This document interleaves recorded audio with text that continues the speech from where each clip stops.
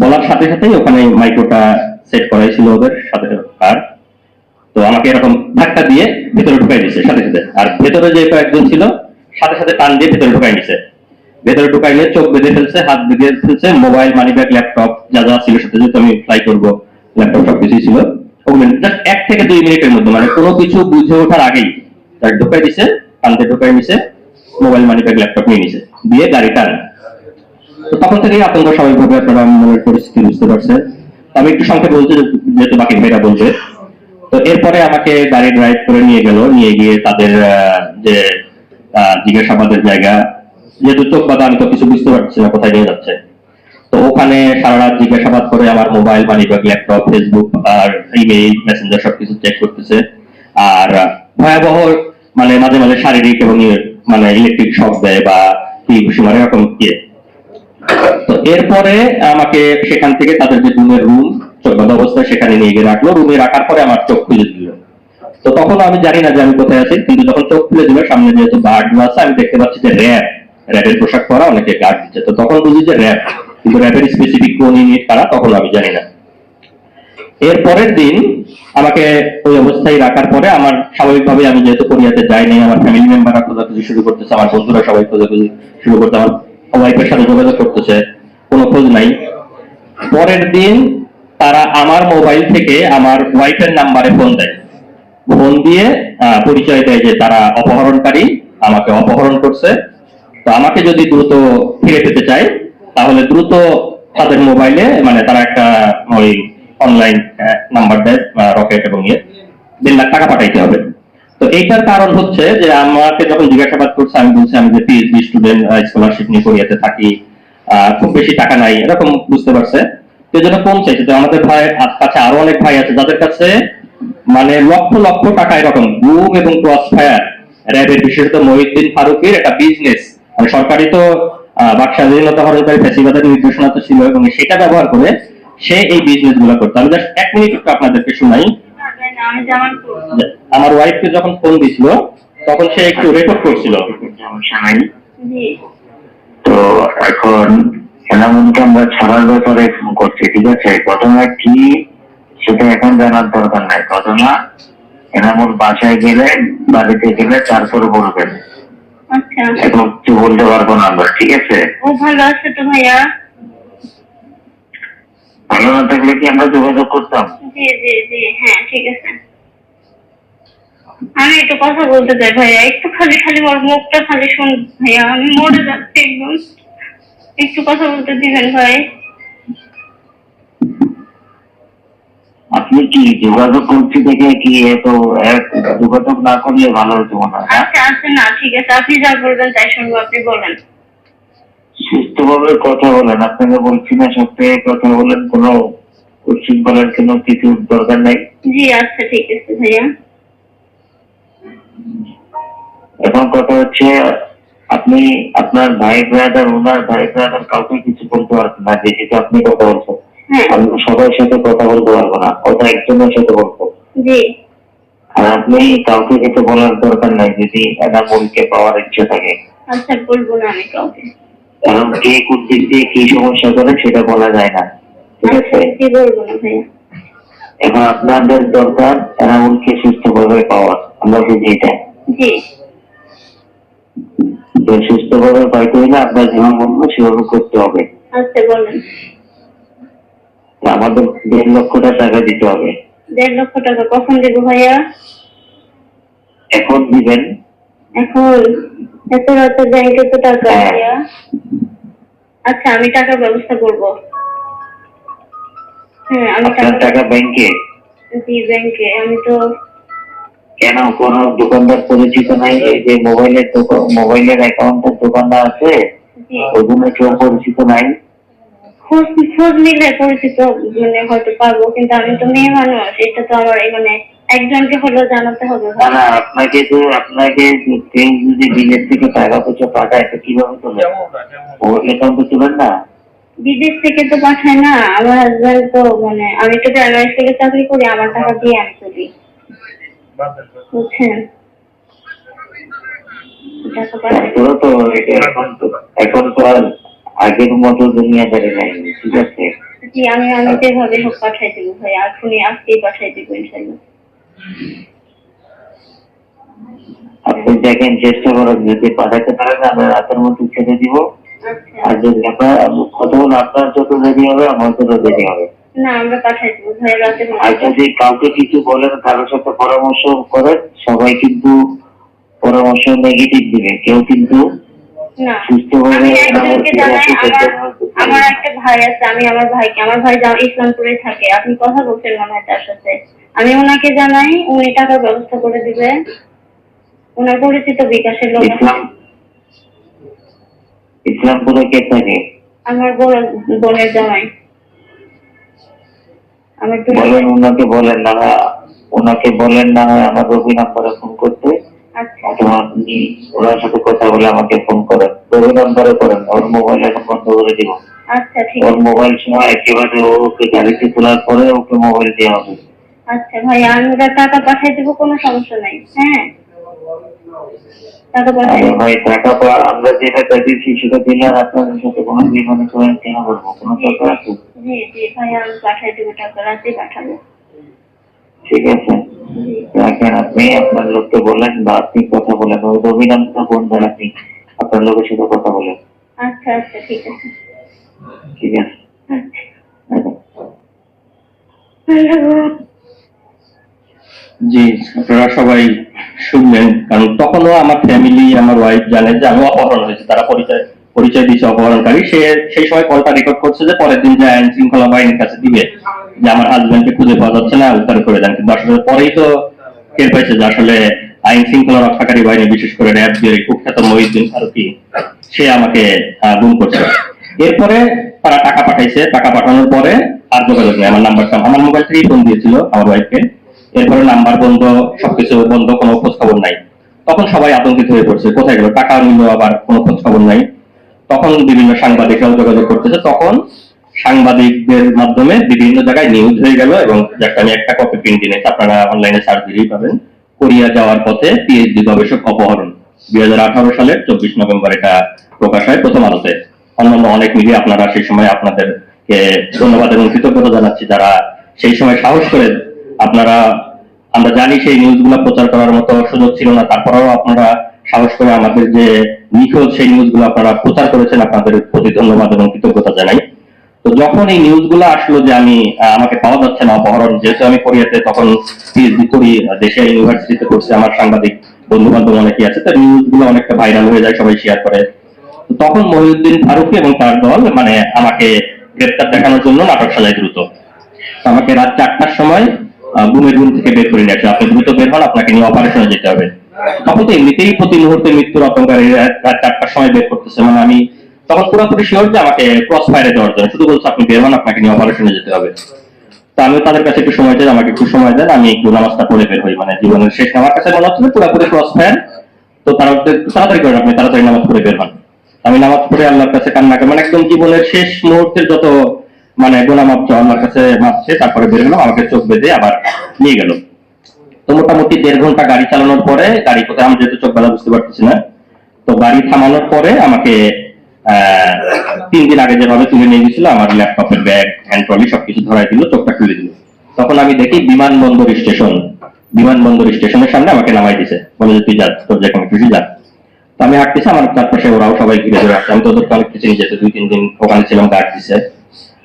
পরে যাওয়ার পরে আবার আমার সে হাত ধরে, যে প্রথমে আমাকে এয়ারপোর্টের সামনে থেকে হাত ধরে তুলে নিয়ে গেছে, আবার হাত ধরে, এই তোরা সরকার বিরোধী লেখালেখি করিস, তোদের নামে গোপন তথ্য আছে, তো তুই আজকে এখানে আসবি, আমাদের কাছে গোপন তথ্য ছিল, সেই তথ্যের ভিত্তিতে আমরা ধরছি আর কি।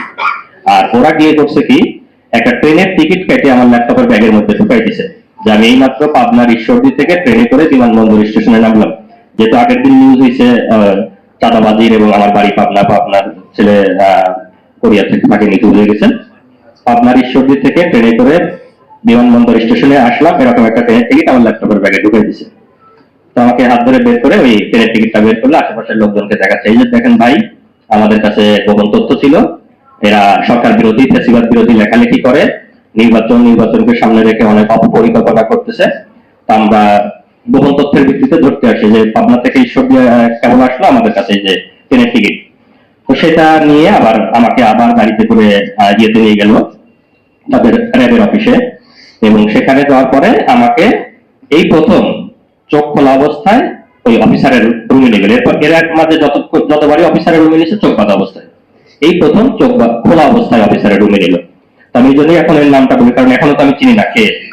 তো যখন রুমে নিল, রুমে নেওয়ার সময় আমি প্রথমে তার নেম প্লেটটা দেখে দিছি যে কার রুমে। তো তখন আমি প্রথম দেখি যে নেম প্লেটে দেখা এই শুয়োর কুখ্যাত মহিউদ্দিন ফারুকী। মহিউদ্দিন ফারুকী ভিতরে ঢুকে দেখি সেই মহিউদ্দিন ফারুকী যে আমাকে প্রথম এয়ারপোর্টে হাত ধরে তুলে নিয়ে গেছে, এবং কিছুক্ষণ আগে যে বিমানবন্দর স্টেশনেও যে আমাকে হাত ধরে গ্রেপ্তার নাটক সাজালো, এই মহিউদ্দিন ফারুকী রুমে তার নেম প্লেটে রাখা Mohiuddin Faruki, company commander RAB 2। তখন আমি প্রথম বুঝতে পারলাম যে আমি র্যাব 2 আছি, সেটা বসিলা মোহাম্মদপুর। আর আমাকে যে গুম করছে স্পেসিফিক্যালি প্রথম আমি শনাক্ত করতে পারি এই মহিউদ্দিন ফারুকী। এরপরে আমাকে রুমে ঢোকায় নিয়ে বললো যে তোরা সরকার বিরোধী লেখালেখি করিস, ফ্যাসিবাদ বিরোধী, তোরা আওয়ামী বিরোধী, তোদের নামে ডিজিটাল নিরাপত্তা আইনে মামলা দেওয়া হবে।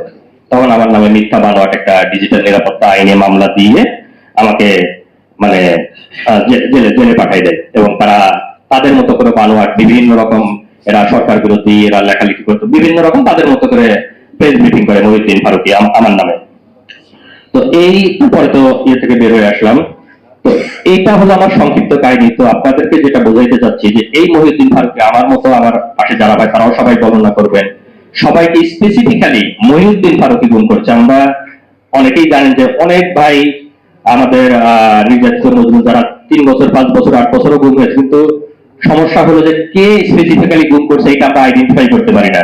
কিন্তু আমরা অন্তত একজন হলেও আইডেন্টিফাই করতে পারছি যে মহিউদ্দিন ফারুকী। তো মহিউদ্দিন ফারুকীর যদি মানে সুষ্ঠু তদন্ত হয়ে তার বিচার হয় এবং তার মাধ্যমে বাকি কারা কারা গুম করছে যাদেরকে আইডেন্টিফাই করা সম্ভব হয় নাই, সেটা খুব সহজেই বের করা সম্ভব। আর যেটা বললাম যে গুম এবং ক্রস ফায়ার, এটা ছিল মহিউদ্দিন ফারুকের বড় বিজনেস। একটা হলো যে ফ্যাসিবাদের পারপাস সার্ভ করা, আর আর্থিক সামর্থ্য বুঝে যার কাছে যত পারছে, আমার কাছে 1 লাখ, কারো কাছে 20 লাখ, কোটি পর্যন্ত নিছে সে। এভাবে সে বিপুল পরিমাণ অবৈধ সম্পদের মালিক হয়েছে। আমি আপনাদের মাধ্যমে এবং দুদকের মাধ্যমে আহ্বান জানাতে চাই, মহিউদ্দিন ফারুকী এবং তার স্ত্রীর যত অবৈধ সম্পদ আছে সেগুলো তদন্ত করা হোক। আপনারাও যাবেন, আমি জানি যে আমি যতটুকু তথ্য পেয়েছি মহিউদ্দিন ফারুকের একটা 5 কোটি টাকার বাড়ি আছে, নামে বেনামে হিউজ মানে জমি জমা সম্পদ আছে।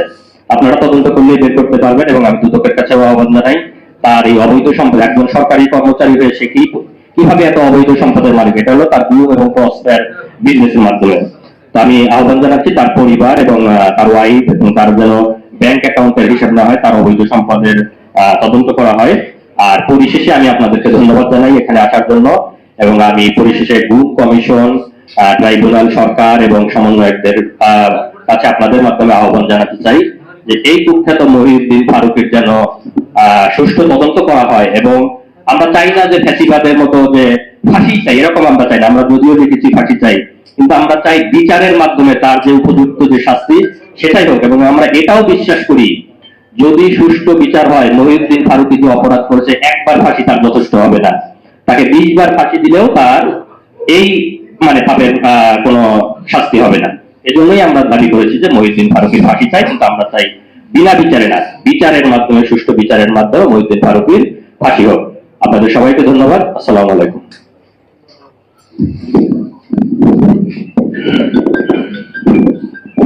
ধন্যবাদ। আপনারা আমাদের একজন ভিকটিমের কথা সরাসরি শুনছিলেন। আজকে এখানে উপস্থিত রয়েছেন, আমি নামগুলো আপনাদের কিছুক্ষণের মধ্যে আমি এটা ফটোকপি করে দেব। আমাদের জাহিদ বাবু রয়েছেন, যে 20 ডিসেম্বর 2018 সালে গুম হয়েছিল। তারপরে জাহিদ হাসান রয়েছেন, SM সাগর রয়েছেন, আবুল আরাফাত অপু মালিক রয়েছেন, নাসিমুল গনি খান, এবং আমাদের স্কোয়াড লিডার অফ ওয়াহিদুল নবী, সাব্বির হোসেন, হাবিব সত্তার সবুজ সহ আজকে ফারুকের হাতে যারা গুম হয়েছিলেন সেই সদস্যরা এখানে উপস্থিত রয়েছেন। আমরা এখন আপনাদের কাছে একটু চলে যেতে চাই, তার কথা একটু আপনাদের সঙ্গে শোনাবো। যিনি নিজে ব্যবসা করতেন, পরবর্তীতে তার ব্যবসাও কিন্তু বন্ধ হয়ে গেছে, তিনি কোমার মধ্যে রয়েছে, আমাদের জাভেদ বাবু। আমি এখন তার কাছে তার কথা আপনাদেরকে শোনার জন্য অনুরোধ করছি। না, ওখানে বসে দিই আপনি। না ভাই,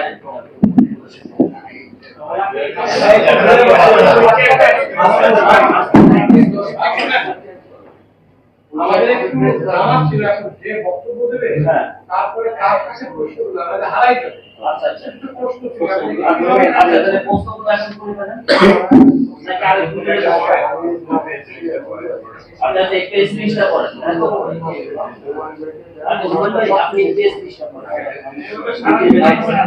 আমরা তাহলে আমাদের আরেকজন প্রিয় মানুষ, আজকে আমরা যেটা লিখিত লিখেছি, আমাদের খুব সংক্ষিপ্ত একটি লিখিত, আমাদের হুমায়ুন কবির, যিনি ব্যবসায়ী, যিনি নিজে গুমের শিকার হয়েছেন, আমি হুমায়ুন কবির ভাইকে তার লিখিত বক্তব্যটা আমি আপনাদের সামনে উপস্থাপনের জন্য অনুরোধ করছি। এরপরে আপনাদের প্রশ্ন পর্ব, এরপরে আমরা দু একজনের কথা আপনাদের সঙ্গে সবার কথা আমরা শুনবো। ধন্যবাদ।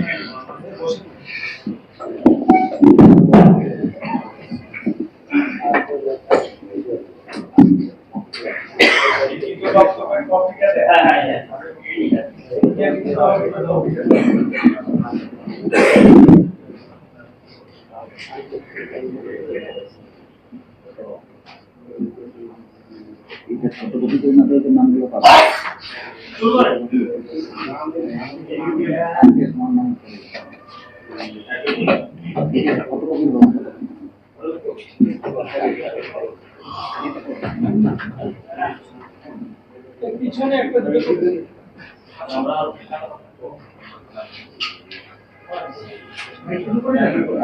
হ্যালো,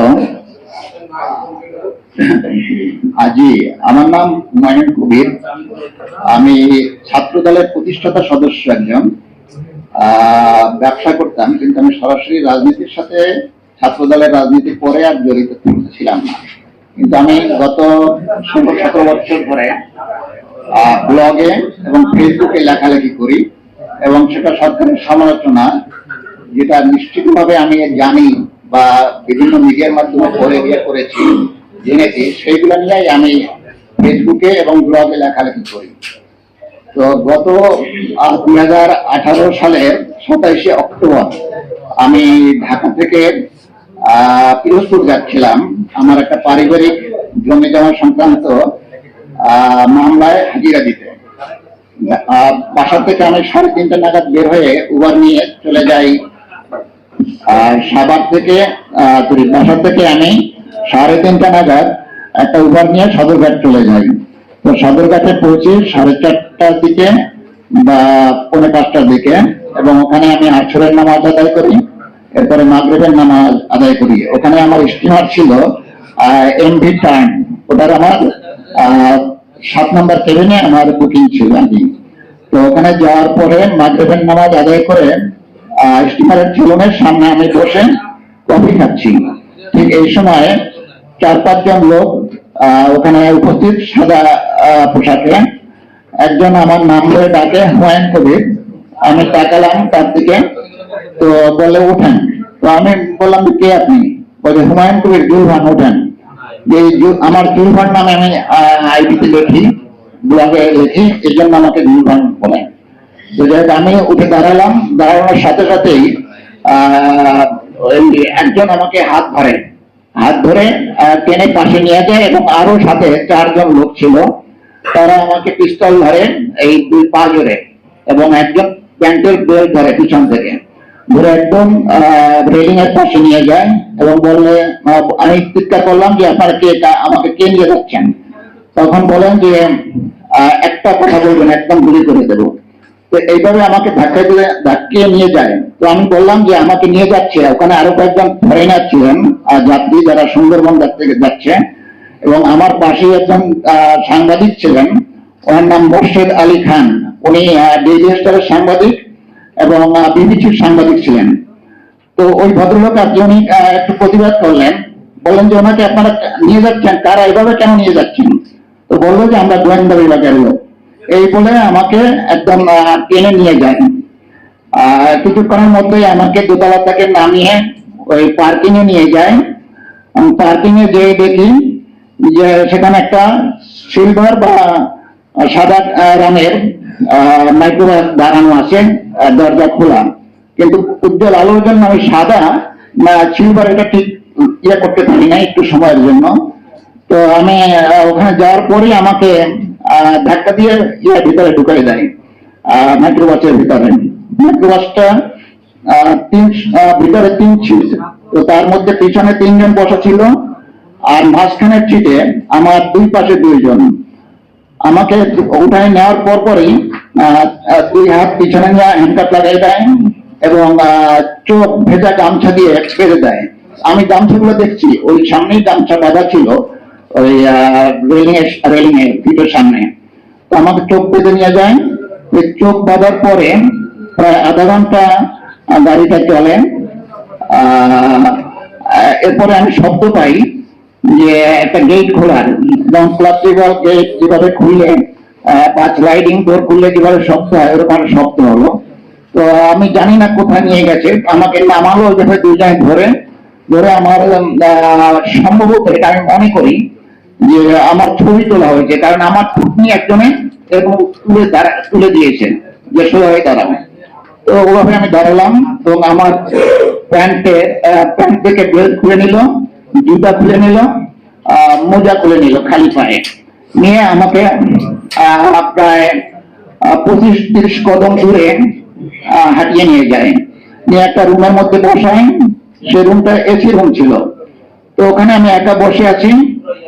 তো কিছুক্ষণ পরে দেখি কেউ, আমি কয়েকবার জিজ্ঞেস করছি আপনারা কেউ কি এখানে আছেন, আমাকে কোথায় নিয়ে আসছেন, কিন্তু কোনো সারা শব্দ পাই না। তো এই মুহূর্তে এশার আজান হয়েছে। তো এশার আজান হওয়ার পরে আমি বললাম যে আপনারা কেউ আছেন, আমি নামাজ আদায় করবো। তো কিছুক্ষণ পরে একটা লোক এসে বলে যে আপনার কি ওযু আছে? তো আমি বললাম, আমি একটু কৌশল করে, যে ওযু ছিল আমার, কিন্তু আমি বললাম যে না আমি ওযু করবো। মূলত আমি দেখতে চাচ্ছিলাম যে কোথায় আমি আছি, এই জন্য আমি বললাম হ্যাঁ আমি ওযু করবো। তখন ওরা আবার চলে গেল। 5 মিনিট পরে আবার এসে বললো যে ঠিক আছে আসেন। তো আমাকে চোখ বাঁধা অবস্থায়, হ্যান্ডকাপ লাগানো অবস্থায় 15-20 কদম দূরে হাঁটাই নিল, সিঁড়ি দিয়ে নামিয়েছে। আর 3-4 স্টেপের সিঁড়ি এটা দিয়ে নামিয়ে এক জায়গায় নিয়ে তারপরে আমার চোখ খুলে দেয় এবং হ্যান্ডকাপ খুলে দেয়। তখন আমি দেখি আমি একটা খুব সুসজ্জিত ওয়াশরুম, যেখানে 3টা বেসিন আছে এবং একদম পুরো ওয়াল জুড়ে একটা বড় আয়না। তো বুঝতে পারলাম যে এটা খুব অভিজাত একটা জায়গায় আমাকে নিয়ে আসা হয়েছে, বা এই বাথরুমটা ওয়াশরুমটা এরকমের একটা কিছু। তো আমি ওখানে দেখতে চেষ্টা করলাম যে কি অবস্থা, কিন্তু আমি দেখলাম যে উপরে সিসি ক্যামেরা আছে। দেখে আমি আর তেমন ইয়ে করে নাই। আমাকে বাইরে থেকে তারা দিচ্ছিল যে তাড়াতাড়ি করেন, এতক্ষণ লাগবে উজু করতে। এরপর আমি ওয়াশরুমে ঢুকলাম, ঢুকে সেখানে আর কি যে উজু করে আবার আসলাম। উজু করে আসার পরেই আমার এখন মনে হলো যে ওরা বাইরে থেকে আমাকে দেখতেছিল। উজু করার শেষ হওয়ার সাথে সাথেই ওরা এসে আবার আমাকে চোখ বেঁধে ফেললো। চোখ বেঁধে হ্যান্ডকাপ লাগাইলো, ঠিক যেভাবে নিয়ে আসছিল সেইভাবে আবার নিয়ে একটা রুমের মধ্যে বসাইলো।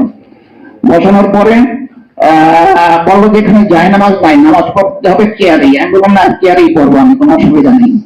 তো আমি চেয়ারে বসে নামাজ পড়ার জন্য ইয়ে করি, তখন আমার চোখ খুলে দিয়েছে এবং হ্যান্ডকাপ খুলে দিয়েছে। তো চতুর্দিকে দেখি যে একটা এসি রুম এবং এক পাশে একটা টেবিল, সেক্রেটারির টেবিল, টেবিলের পাশে একটা মাত্র সিট, সামনে কোনো বসার সিট নাই।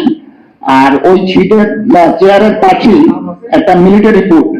তো এই মিলিটারি বুটটা দেখে আমরা ভাবলাম যে নিশ্চয়ই যারা আমাকে নিয়ে আসছে তারা ডিফেন্সের কোনো একটা হবে, সেটা হতে পারে র্যাব, হতে পারে পুলিশ, হতে পারে ডিবি বা ডিএফআই, যারাই হোক। কিন্তু যেহেতু বুট আছে ওটা তাদেরই হবে।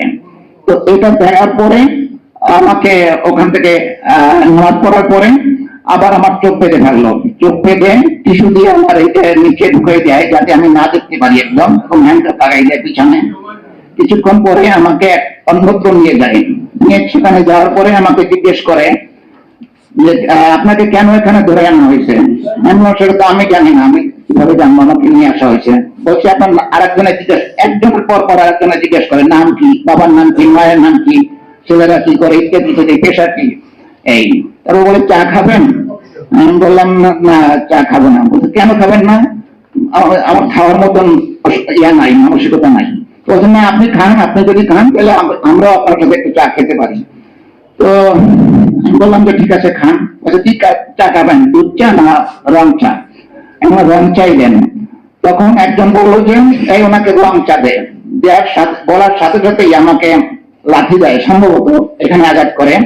আঘাত করার পরে আমি ওই টুলটা থেকে পড়ে যাই ওই বাঁধা অবস্থায়, এবং আমার একটা দাঁত সাথে সাথে হয়ে যায়, পড়ে যায়, ভেঙে যায় ওই গাল এবং গলায় উপরে মেরেছে। তো এরপরে তুলে বেধরক পিটাচ্ছে এক নাগারে, এবং জুতো দিয়ে পাড়াচ্ছে আমার দুই হাতের আঙুল, পা এবং নিচে হাঁটু, পায়ের গোড়ালু এদিকে করতেছে। তারপরে একটা টুলের উপরে সম্ভবত পা তুলে পায়ের তালুতে মেরেছে, অনেকক্ষণ পিটিয়েছে।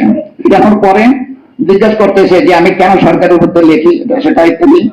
আমি বললাম যে আমি সরকারের বিরুদ্ধে, রাষ্ট্রের বিরুদ্ধে কিছু লেখি না, সরকারের কিছু সমালোচনামূলক লেখা লিখেছি এই।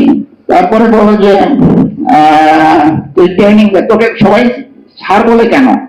আমি বললাম হয়তো মুরব্বী মানুষ এই জন্য ছাড় বলে। আমার অনুজরা আছে এই, এর মধ্যে আমার পাশে বসা আছে ওয়াসিম, ও আমাকে ছাড় ডাকে, আর আরো আমাদের সাথে যারা আছে তারা আমাকে ছাড় বলে।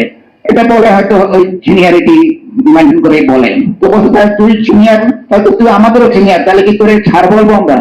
না, আমাকে কিচ্ছু বলার দরকার নাই, এই আমি কোথায় আছি এটা আমি জানতে চাচ্ছি, এবং আমাদের পরিবারের খবর দেওয়া হোক, আমি যদি অপরাধী হই সেটা আইনানুগ ভাবে আমাকে ফেস করতে দেওয়া হোক। এই তুমি আমি আইন শিখাচ্ছি এই বলে আবার মারা শুরু করলো।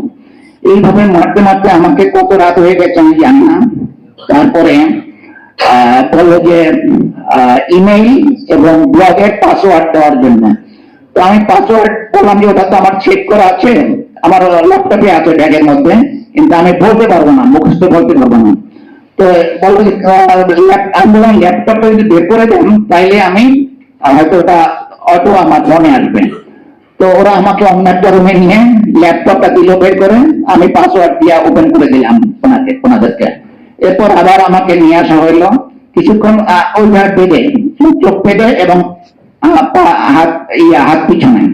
তো একজন এসে বলছে স্যার ওই হুমায়ুন কবিরের আমার সব পায়ে গেছি, এ তো মহা বদমাশ, মানে এ তো সন্ত্রাসী, সব আমল নামা পেয়ে গেছি। আমি তো জানি যে ওগুলো কিছুই না, কিছু পাই নাই, বা ওগুলো বাজে কথা। যেহেতু আমি জানি আমার ল্যাপটপে কি আছে।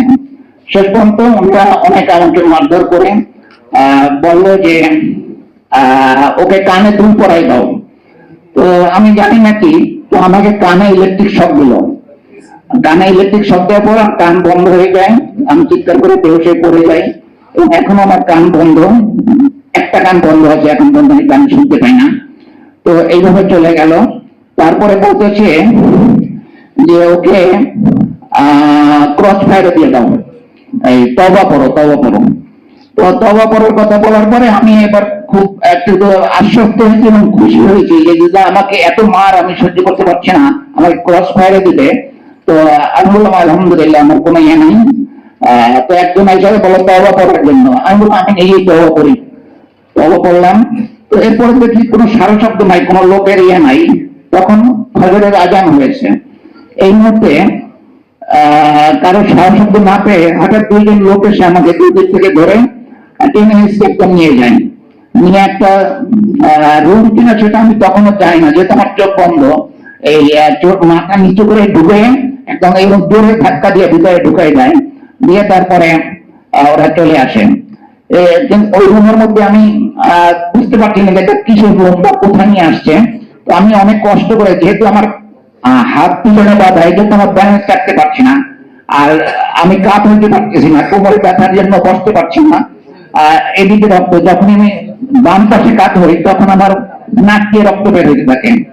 আবার মুখ নিচু হয়ে যখন যেহেতু পিছার সুযোগ নাই, পিছনে চিত হওয়ার, হাত পা দেওয়ার জন্য। তো আমি সামনের দিকে হই তখন নাক দিয়ে আবার রক্ত বের হয়। তো এইভাবে কিছুক্ষণ গেছেন। তো আমাকে হঠাৎ এসে বললো যে খানা খা। তখন যখন বললো খানা খা, তখন আমার সন্দেহ হলো যে এরা ডিফেন্সের লোক, কারণ ডিফেন্সের লোকরাই খানাকে খানা বলে, মানে খাবারকে খানা বলে, এবং ওরা খুব সকালে খায়। যেহেতু কিছুক্ষণ আগে আমি ফজরের আজান শুনেছি, এই জন্য আমি সন্দেহ করলাম যে ওরা আমাকে ডিফেন্সে লুকিয়ে নিয়ে আসছে। তো এরপর আমাকে ওরা খাবার আমি খেতে পারি না, আমার আঙ্গুল থাকলানো, ওরা আমার মুখের মধ্যে খাবার ঢুকাই দেয় এই, আর কতগুলো ট্যাবলেট মুখের মধ্যে আমাকে দিয়ে দেয় ওষুধ। তো এগুলো আমি জোর করে আমাকে খাওয়ায়। এরপর থেকে আমি জানি না কখন দিন হয় রাত হয়, এইভাবে চলতেছে প্রতিদিন রাতে দিনে। আমার কখনো ইলেকট্রিক শক দেয় পেনিসে, কখনো দেয় টানে, আর হাতের তালুতে সুই উঠে আমার পায়ের তুলে দিয়েছে, হাঁটু ভেঙে দিয়েছে, এখন আমি ভালো হাঁটতে পারি না।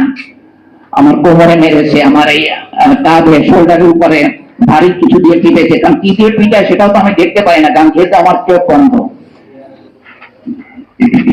তো এভাবে বেশ কয়েকদিন চলে যাওয়ার পরে হঠাৎ একদিন বেশ একটু মানুষের শব্দ শুনতে পাই। তো আমাকে একটু বলতে ভুলে গেছি, খাবার খেতে দেয়, আমি যেহেতু হাত পিছনে বাঁধা, আমাকে প্লেটটাতে আমি গরুর মতন এইভাবে পশুর মতন এইভাবে মুখ দিয়ে তারপরে খাই। এইভাবে কয়েকদিন গেছে। একদিন হঠাৎ করে বেশ মানুষের শব্দ শুনতে পাই, কিন্তু আমার চোখ বাঁধা অবস্থা, এতদিন বাঁধা অবস্থা আমি চোখে দেখি না, চোখ খুলে দিলেও দেখি না। যে সময় বাথরুমে নিয়ে যান তখনও দেখি না। কিন্তু আমাকে ইলেকট্রিক শক দেওয়ার পরে প্যানিসে আমি খুব কষ্ট পাচ্ছিলাম, আমার তলপেট জ্বলে পুড়ে যাচ্ছিল। তো আমি বললাম যে আমি প্রচার করবো, আমি ওয়াশরুমে নিয়ে যান। তো ওইখানেই কর। তো ওখানে আমি না করে আমাকে পাশে একটা রুমে নিয়ে গেল, ছোট্ট একটা বাথরুম, এবং হাত খুলে দিয়েছে। এই সময় এক হাতের হ্যান্ডকাপ একটা খুলে দিয়েছে, আর এক হাত খোলা আছে, কিন্তু চোখ বন্ধ বাঁধা আছে। তাই যখনই প্রস্রাবে দাঁড়াই তখন খুব জ্বালা পোড়া হচ্ছিল, আমি চিৎকার করতেছি, এবং আমি সহ্য না করতে পারে চোখের বাঁধনটা আমি নিজে খুলে ফেলছি, আমি টান দিয়ে খুলে ফেলেছি গামছাটা। তারপরে আমি দেখি প্রস্রাবের সাথে আমার ব্লাড আসতেছে, ইভেন সামান্য আর সবই ব্লাড আসতেছে। তো এইভাবে আর কি আমি চিৎকার করার পরে ওরা, আমি কেন বাথরুম খুলে ফেললাম, বাথরুমটা হয়েছে আপনার সেফ হাইট, দরজাটা বাথরুমের আপনি নিচেও আবার 1 ফিট খোলা, আর সেটা দরজাটা এদিকে খোলা যায়, খোলা যায়, ওটা লাগানোর কমিয়া নাই। তো ওরা দেখছে যে আমি এটা খুলে ফেলছি, তো আমাকে বের করে আবার মারল অনেকক্ষণ যে আমি কেন এটা বের করেছি। যাই হোক এইভাবে দিন যাচ্ছে, রাত যাচ্ছে। কখনো কখনো রাতে শুধু আমি শুনতে, দিন না রাতে আমি বুঝতে পারি না, কিন্তু ওই যে ফজরের আজানটা মাঝে মধ্যে শোনা যেত, সেটা শুনে আমি বুঝি যে আরেকটা দিন পার হয়েছে। একদিন হঠাৎ লোকজনের সমাগমন শুনি যে কি শব্দ হচ্ছে। তো আমাকে একজন বলতেছে, হুমায়ুন ভাই চিন্তা করবেন না। তো এটা আরো একজনে বলে যে হুমায়ুন ভাই আপনি ঠিকভাবে খাওয়া দাওয়া করেন, বাঁচতে হবে।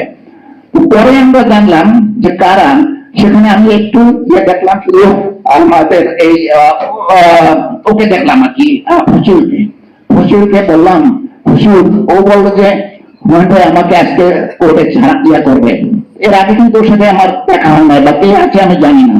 তো আমি বললাম যে তুমি শুধু, আমি জানি না কোথায় কি আছি, আমার ওয়াইফের একটা ফোন নাম্বার দিলাম, যে এই নাম্বারটা তুমি একটা ফোন দিয়ে বলে দিও যে আমি কোথায় আছি, এই কোনো রকমের কি কথা। কিন্তু ওটা সিসি ক্যামেরা ওরা দেখেছেন, দেখার পরে ওকেও টর্চার করেছে, আমাকেও খুব টর্চার করেছে, এই জন্য যে কেন আমি ওখানে তথ্য দিলাম বা কিছু। তো এইভাবে মারামারি প্রতিদিন চলতেছে। হঠাৎ একদিন আমাকে বলে যে গোসল করতে যাও, আমার হাতের হ্যান্ডকাপ খুলে দিল। তখন কদিন হয়েছে এই টাইমের মধ্যে আমি জানি না, কিন্তু কদিন পার হয়ে গেছে।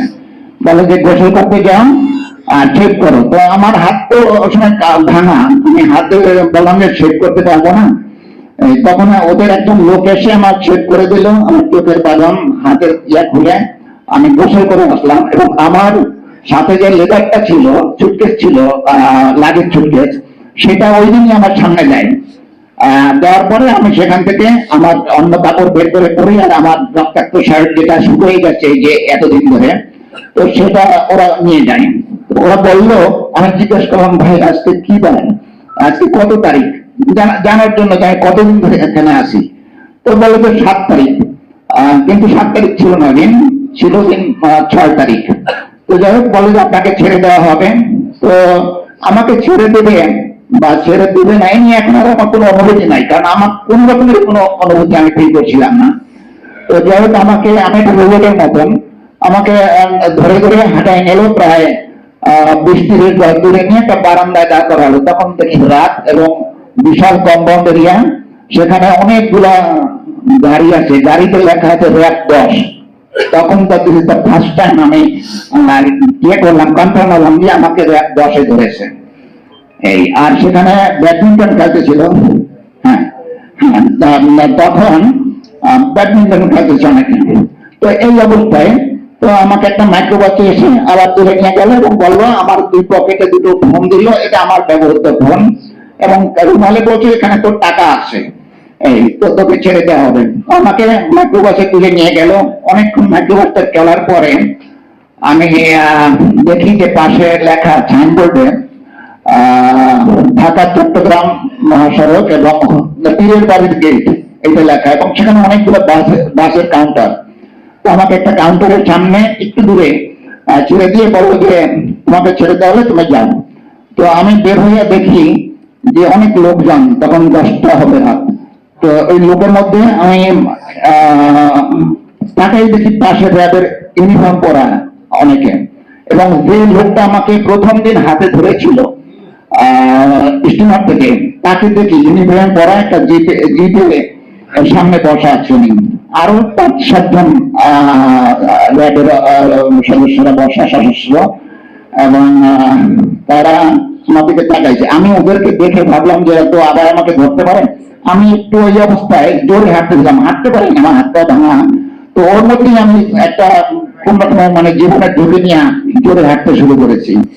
যে জোরে হাঁটা শুরু করেছি, অমনি আমার পাশে যারা এতক্ষণ বসা ছিল আর কি, তাদের ওই যে সিভিল ড্রেসের 2 জন এসে আমাকে 2 পাশে পিস্তল ধরে বলে একদম ধরবার চেষ্টা করবে না, গুলি করে দেবো।